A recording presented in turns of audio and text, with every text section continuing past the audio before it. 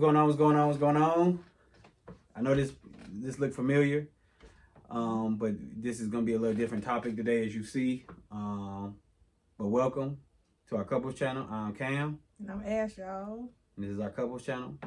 So a lot of people who may be coming over here from my other side, y'all know how y'all recognize all this, everything else like that. But the people who don't, this is us and side of our home.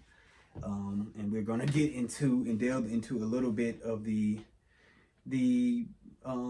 mistakes, some of the good things that we done, and everything else like this during our home buying and investing journey. This home right here currently that we are in is basically what is our first investment property. It is the property that we will at the end of the year be selling.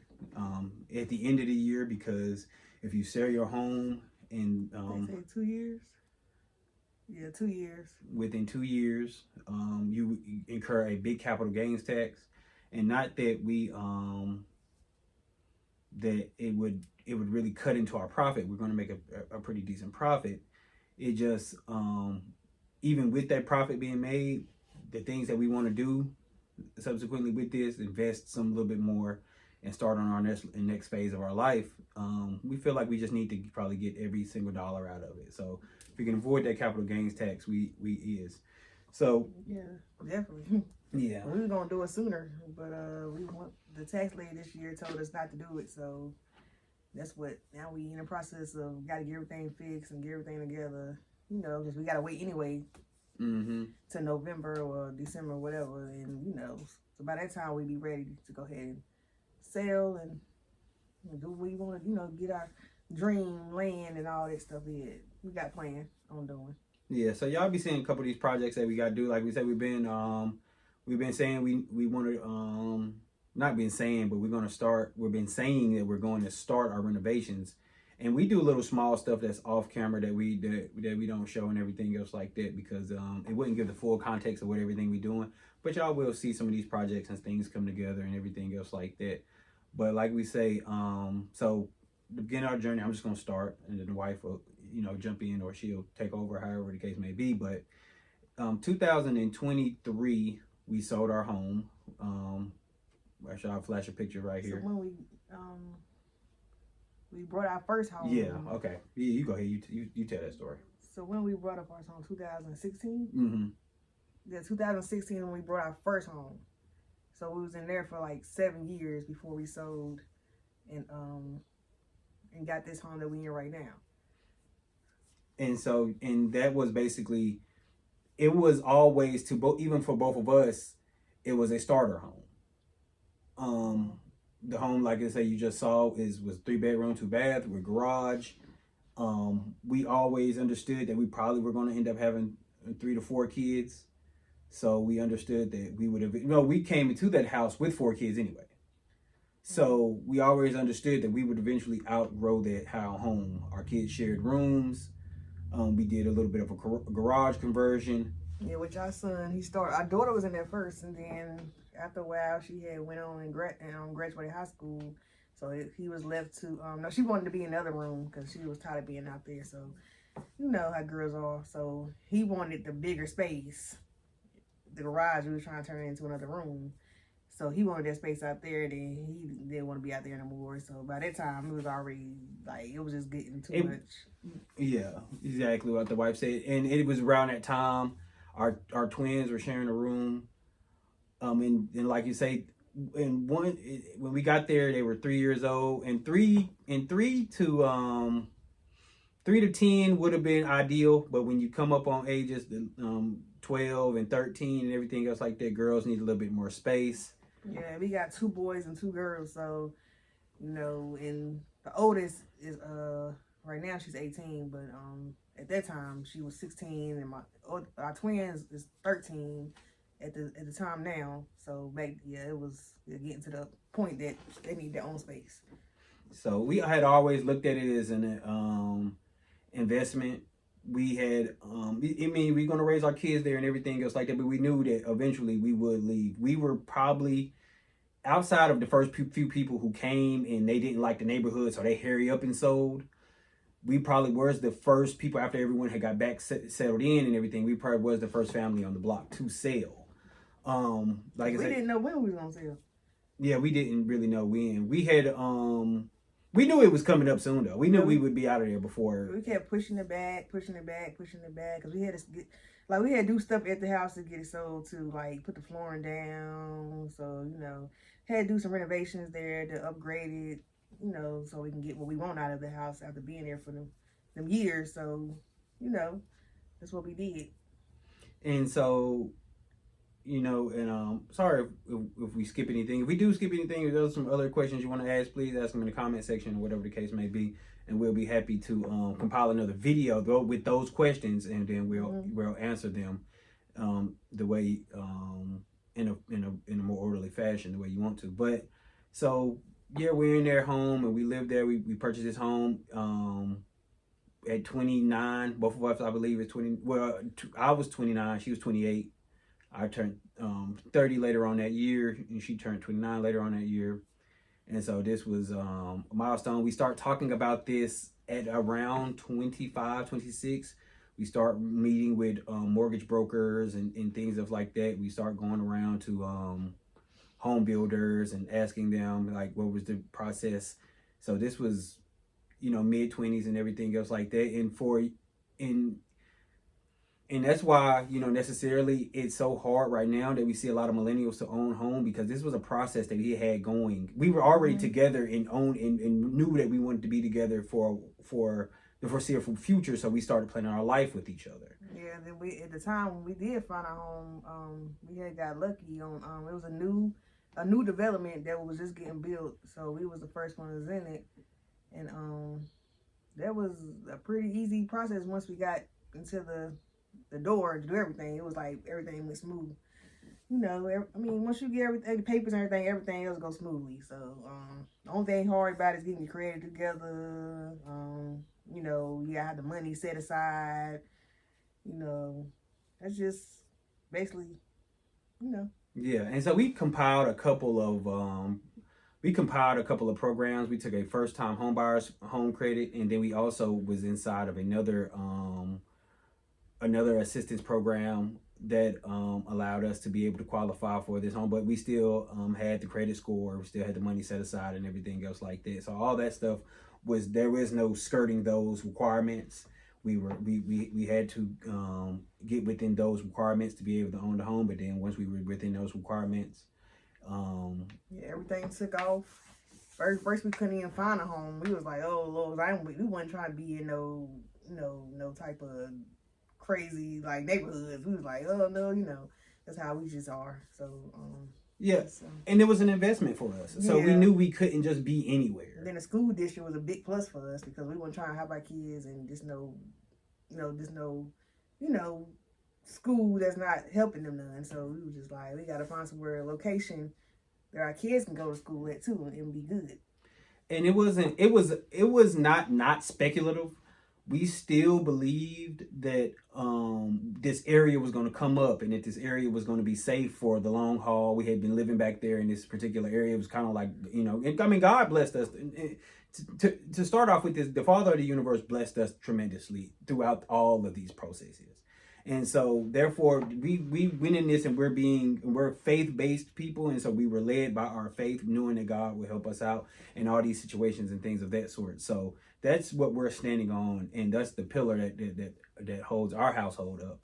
But, or the foundation that holds our household up. But with that being said, that we did, you know, think for ourselves. We did believe that, you know, like I say, Southeast was going to remain a safe place, a good place to raise your family. And we just was in love with the neighborhood. We had been over there for almost a long time, almost a decade. I think we had been over there since we were 21 years old. And so therefore, when it was time for the home buying process, of course, we wanted to stay. The reason why I got rid of we tried our first realtor out, who happened to be my friend. The reason why we got rid of him is because he told us we wasn't going to be able to get in Southeast with the price point which was we purchased our first home for. What, 103? Yes. At the time, back then, it was 103,000. It was a brand new neighborhood. It was built from the ground up. First ones in it. it was pretty good. Yeah. It was. And we had to wait for it to even fall back into our price range. For some reason, we don't know what had happened, but we had been checking and checking and checking. I'm a big Zillow, big Redfin guy, and so therefore I'm obsessive.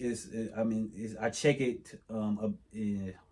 Excuse my language. I'm looking for the word, but I'm obsessive about it, and so therefore I went on there. I went on the app just like this home. When we get into the story about this home, I went on there. I checked the app. I said, "Babe, I said it fell down to 103.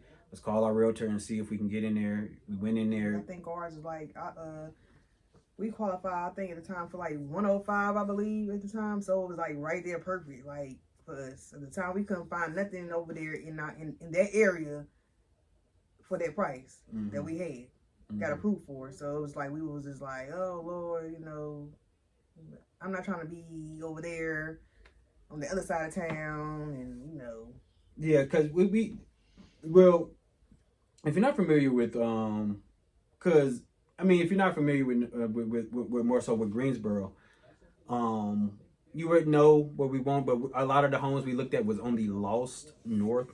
That is a place here in the city. If you ask around, people know exactly where it is, but it's far on the other side of the city. And nothing was wrong with that area in particular. It's a lot goes on over there. It's a lot. It's not Southeast. It's just simply, it's not Southeast. But it's so much bigger than what Southeast is, though. Because Southeast encompasses a lot of rural community also. When you get to really half of it is like sort of houses and everything. Then half of it is farmland and rural housing and suburbia and everything else like that. But we didn't want to really necessarily be over there because we knew that the homes weren't going to appreciate as fast as these were. The neighborhoods was already established. There was already people there. There was already people who had cars out front. Been there for years. Yeah. Grandpa, grandma already been there for years, and it was just like something that we didn't want. Yeah, it just people when people get settled in, they got their stuff and they got their storage houses and old storage houses and maybe a couple people got relaxed in there and they kind of sort of not putting the same effort into their homes as they once were. And so therefore we knew we didn't want to be there. So Southeast fit perfectly and God put us over there. Like I say, it dropped from... the realtor kept saying, we're not going to be able to get over there because of the price range. We're not going to get over there. It's too low. So then God showed him. Mm-hmm. He's like, no, this is. Yeah. And it dropped right into our price range. It was right outside of our price range at 110 and it dropped right in our price range at 103. But another lesson about that is when you do got a mortgage and somebody extends you a mortgage, shop around a little bit. We got another one from a bank at one time that was I don't think they exist now, but we got another after we had started the process. Community One came back and gave us a quote for $117,000.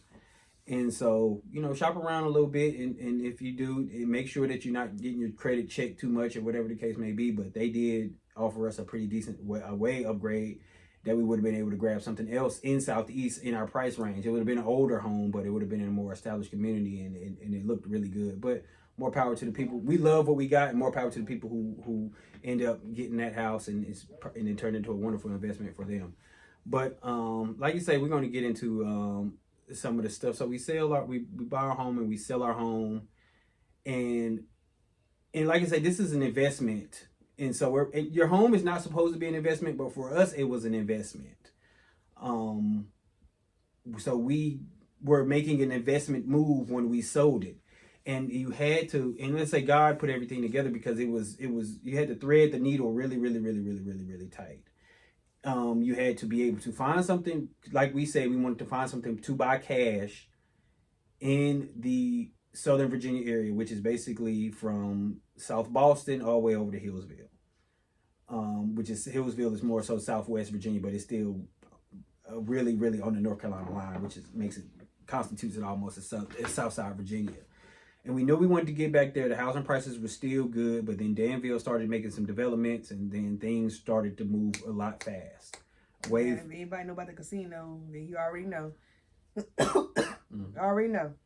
Yeah, and skyrocketing. yes, and it was skyrocketing, and so with some of them things that we had on our watch list were just either getting snatched up, or you know, they were getting things that would naturally we thought would fall in within our price range or what we were trying to spend on a home. They were getting snatched up really, really, really fast. They were getting snatched up really, really fast. So you had to really thread the needle. You had to be able to know that you were going to be able to make a profit on this, and also then take that and be able to get into something that was going to leave you, in a sense, mortgage free. I know a lot of people have been having a spout about debt free. So, but we'll get down about being mortgage free, and that's what we wanted to have, or and have less debt as possible.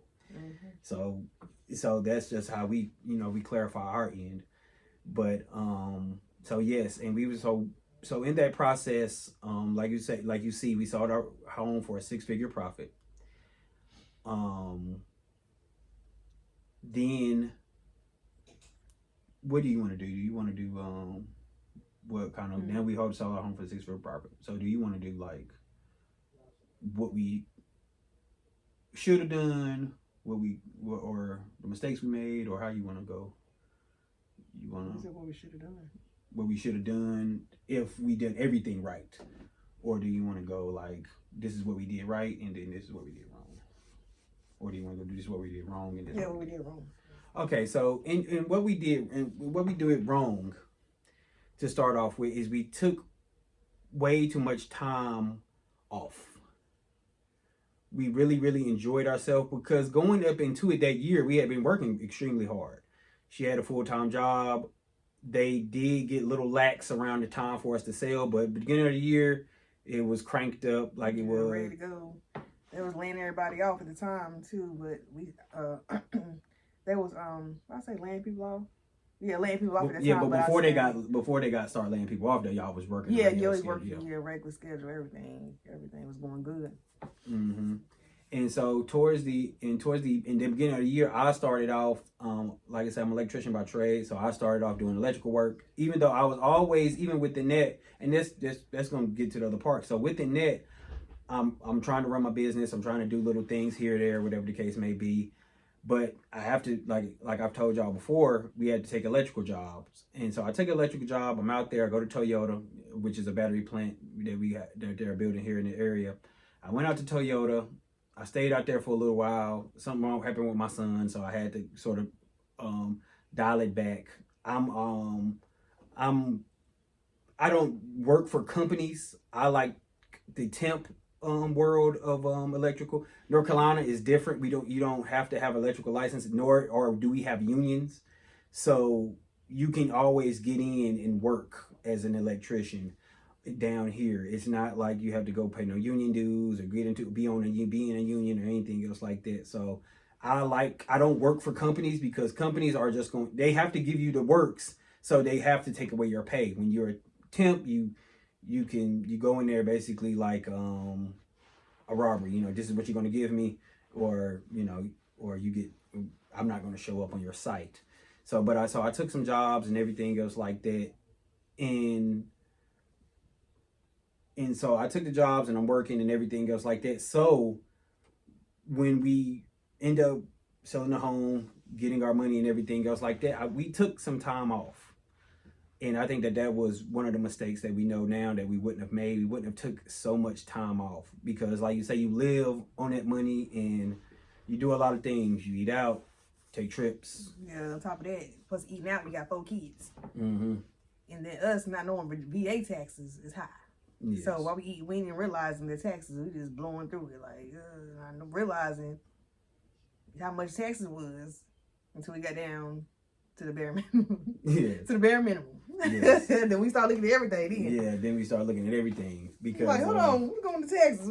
Yeah. Well, I'd be paying so much more when we come across this border. Yeah. And I had spotted it early on, but like you say, you're flush with money. And so therefore you kind of like, okay, well, maybe I'm doing something wrong. Maybe I got an extra sauce. Maybe I'm not taking off this, whatever the case may be. But it's just the taxes was so much more higher. So we were spending a lot more money than we would have been if we had stayed in North Carolina. So that's one of the things the mistakes that we made. The other mistake is made is we pulled from our stock portfolio. We would have had some really, really decent gains. What we would gain, it would have been one stock which would have been would have been working as our alpha. And me, I don't know nothing about stock, so I don't know nothing about the numbers or what be showing up in there. He do it all, so I don't know what I'm looking at. Yeah.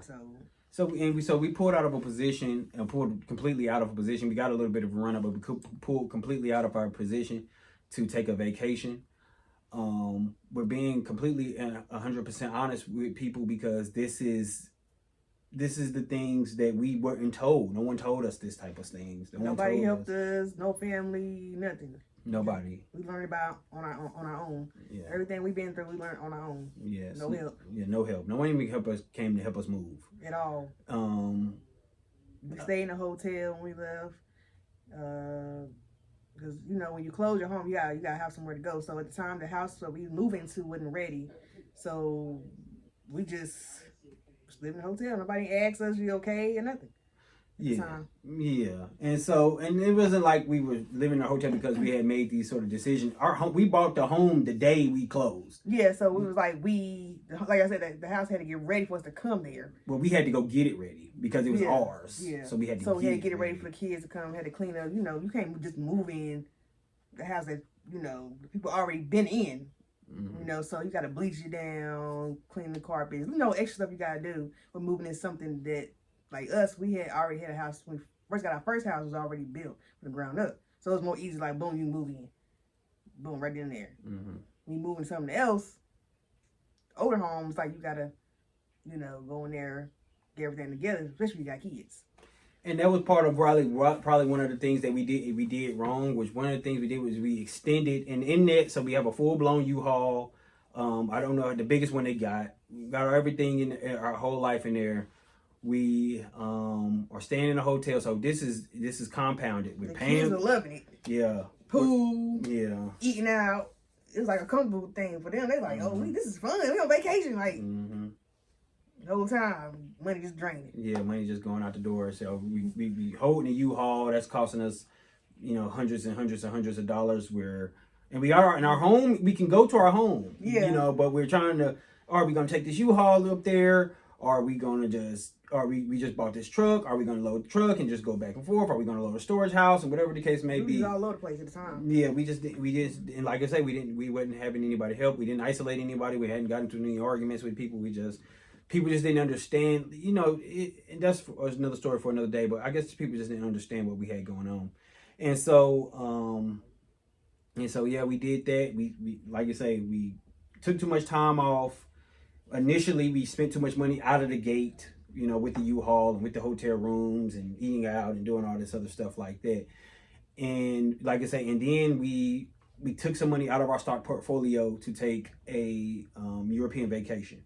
Like I say, we had been to Europe before. We just spent a little bit more money here than we thought we should. I never shop like that when when we go to Europe. That was just something that I wanted to do at the time, I guess. Yeah. And so we went to Europe, and that's the picture on well, this is the couple sides. So these are the pictures, some of the pictures I'll flash up here from when we were when we was in Europe and when we went to Barcelona, and we went to Canet et Roussillon in France, and we had a really great time and definitely don't regret not a second of it. We really, really, really enjoyed ourselves. We didn't pace ourselves out there, and we forgot, and we didn't move like we did when we was in Lisbon. In Lisbon, we moved really, really, really, really great. It didn't cost us hardly anything to be out there. It was and that's why we went back to Europe. That's why we love Europe, because you really can move around. It's not about just sightseeing. It's like it's almost like it's cheaper. You got a nice room with a balcony. I was like, $60 a night. That's love right here. When we was in Lisbon. Yeah, Lisbon. When we were in Barcelona, we stayed at the golf club of Barcelona. Yeah, so we were trying to was doing it then. Yeah, and I don't think the golf club of Barcelona was very expensive though. I don't think the room. I think the shopping thing was the shopping and the cabs got us. Yeah, after we figured that out, we was like, nah, no more cabs. That's it. Yeah, we gotta get some rental, and yeah, that's it. Yeah, so that hell. So if you go to Europe and that hell in tax, hey, tax, that gets really, really, really expensive. It was better to rent when you were out there past a week. I think we were out there probably like maybe 7 days, maybe 7 days, 7 nights, or something along them lines like that. But it just would have been better to rent from day one, and we would have saved a lot of money.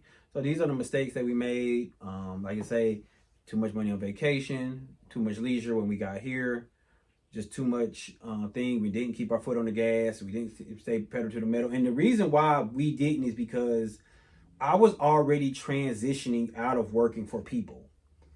At 35, I said that to myself that I didn't want to work for people no more. I had taken a job at 35, and then I think I worked a lot during 36, and then 37. Like I said, I took that trip and everything else like that. I mean, 30. I took the job and everything else like that, and then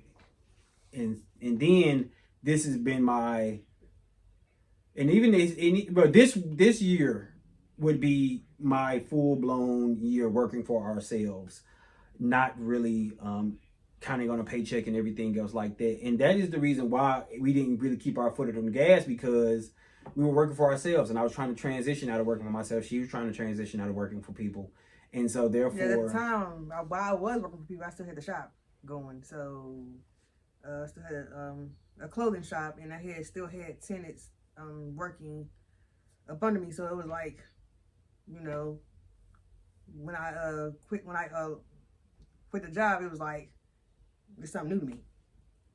Yeah. And so, but that's the thing. We still had incomes coming on. I didn't just sit around and chill. I'm just not that type of person. I just wasn't pedal to the metal out the gate, trying to make this thing happen. Understanding now that even right now that we're working together, it's good days and it's bad days, but you gotta keep going. Point blank. Period. You gotta keep going. You gotta stay up. You gotta stay pedal to the metal. But when you got a nice little bank account, and you like, hey, I mean, I'm chilling. It's raining. Mm-hmm. Hey, I'm chilling. I'm falling back. I ain't going today. I ain't doing nothing today. Yeah. I'm chilling. So that was some of the things, and so now that we're around the 27-minute mark, we'll go ahead and we'll say some of the stuff that we feel like we done right. And you go ahead and start it. Well, one thing we did cash out on this home. Mm-hmm. So that was the big. Before we take any trips, we made sure that we had our roof stable in the cars, assets, under control, paid off before we did anything. We went on any trips. Mm-hmm. Kids got anything. We made sure we. Well, not before the kids got anything. The first thing we did also was shop. Oh yeah, that was the first day. That was the first day. We shopped. We took our kids shopping. Our kids. We felt like our kids had. Yeah, they did do that the first day. Yeah. That was anxious to go. Yeah, it was anxious, and so therefore, when you check the account and the money didn't hit, we took off. And so we did. I don't like spending money. I didn't get nothing. Yeah. But I did get a car, so I did get the car I've been looking at, and he still had it, so I went over and got that, and and we got this house, so that's basically everything. That was all I wanted, really win a trip. So I'm like, okay. So. Yeah, and so she did that, but that, like she's saying, one of the first things we did right was we secured our cars, a car for me, a car for her, and our home. Those are the things that we done right out of the gate. And so therefore, that's why we felt like, I guess at the time it was probably why we felt like, we go trip, we can blow this or whatever. At the time it was like, we go eat this and that, or we go do this, because everything we had was already paid for. So it was like, Yeah. And in the midst of this, I'm buying tools too. I'm coming across deals. I'm buying tools, and so I feel like I'm shoring up the business end of it, very expensive stuff and everything else like that, just to make sure that this is some stuff that that we can expand the business with, and they gonna eventually come in handy and everything else like that. Right now, we told y'all on the other video, there probably was one or other tools that we could have bought, but this was something that helps us expand our business. I can still do everything I want to do in one aspect of our business with just the truck, but I couldn't expand the business unless I had these other necessary tools that we had. So we did that. Like I say, we bought the house, we bought the cars, we bought the truck, we bought some tools. when we kind of stayed invested. We did take a lot more out of the portfolio than we wanted to, but we did stay invested, which is now we're still in. We're not invested. This market is too volatile for us, so we our money is just sitting in our brokerage account. But like I say, we did stay invested in some of those things, and those were the things that we was able to do good on. Other things that we did good on is we got our kids stuff and they got stuff and that's what now allows them to just want to be at home. Everybody got their own rooms. 4-bedroom, 4-basement. It was like a guy had this house just for us. Yeah. At the time, so everybody had their own personal space. We got the whole full basement to ourselves, so it was like we out the way. So it was like that's why they love to be home. It's just like they don't know when to go nowhere. That's why you catch us on vacations. Kids ain't with us because they loving their own space. They don't want to go nowhere. They just like no. And the things that we were able to get when we sold the home. Yeah. Well, I think that one of our sons has a PC gaming center that he got into, and we bought that prior to us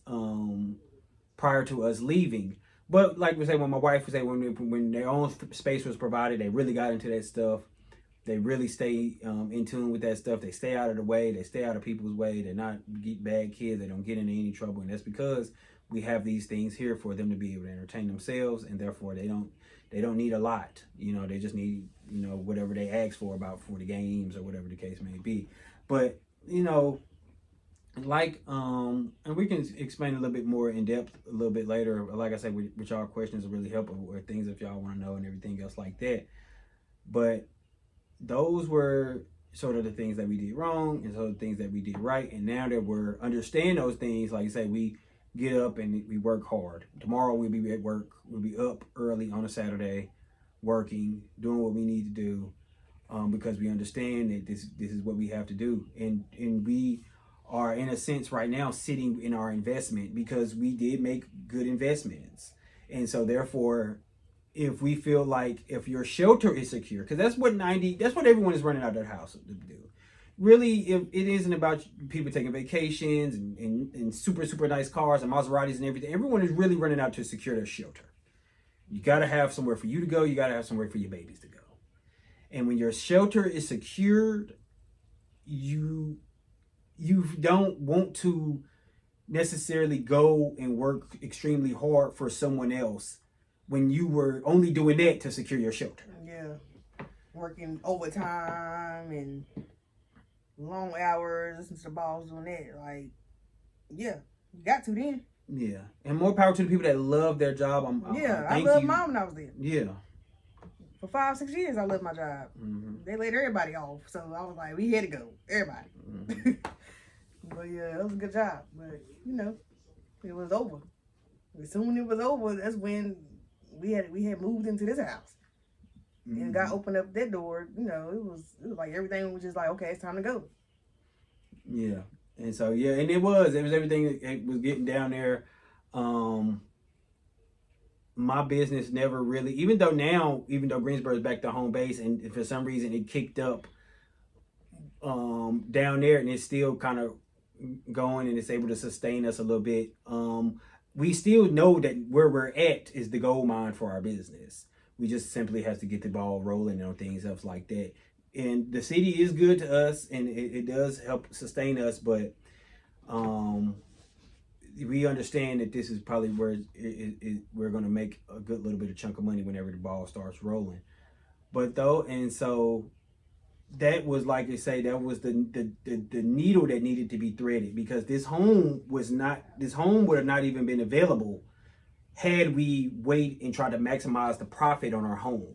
If we wait and try to get the home to run up to another 25,000, another 40,000, whatever, which it has, our previous home has went up to those type of numbers, but there are no homes at the price range we got bought our home for anymore. Actually, you can cash out on. Yeah, their days are over, and all mostly. I think when we got ours, it was the last one. Yeah, it was the last one. It was the last one. Yeah, a couple more. Probably a little 3 or 4, but after that it was done. But God gave this to us personally because it was a 4-bedroom. Everything else, it was like you had to get it. It wasn't even livable. Yeah, the first one we went to look at, it wasn't even like, you can't even get in there. This one we got here is livable, move-in ready, everything was perfect. It was perfect. And she waited on us. Yeah. And some other people offered her the house, and she wouldn't sell it because we made her a promise, and it was only a promise only a promise. You know, it wasn't like we had anything. We said, hey, this is our closing date. The money's going to hit the account then, whatever the case may be. Actually, it took almost A little longer. well, no, it took longer into the day, which forced it to be a day over, because we sitting and waiting on the money and everything else like that. And so therefore they're like, oh, well, why hasn't it hit? Whatever the case may be. We're like, hey, we're not leaving until the money hit our account. So I know they're saying that we're supposed to be out by 5 o'clock today, but we're not leaving until the money hit our account. And then right before it got dark, the money hit. And so therefore, we went ahead and we got out and everything else like that, and called her and told her we'll be up here tomorrow to buy the home, because we bought it in a for sale by owner, which was God in itself, because we'll explain some more about the situation on why we didn't go back mortgage in another video, but part of the reason why we didn't go back more, because we wanted to open our own businesses and we wanted more leisure time, and we didn't. I didn't want to pay for no more rent.